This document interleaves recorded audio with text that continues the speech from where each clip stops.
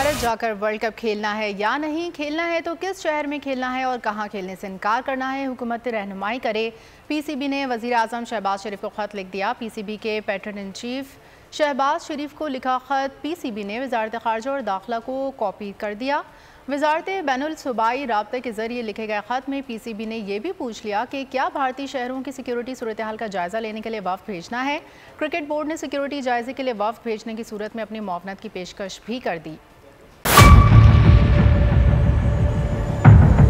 बड़ी ईद की खुशियों में बोल ने दिया अपने अवाम का साथ। पाकिस्तान को बदलें बोल के साथ। अवामी शिकायत पर बोल ने उठाई आवाज।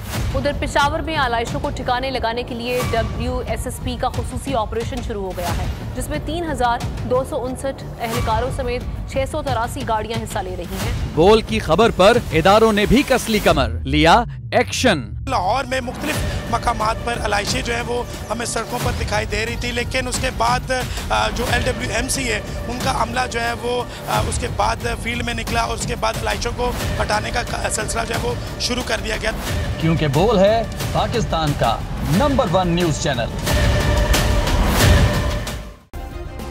सब्सक्राइब करें और बेल दबाएं ताकि कोई खबर रह न जाए।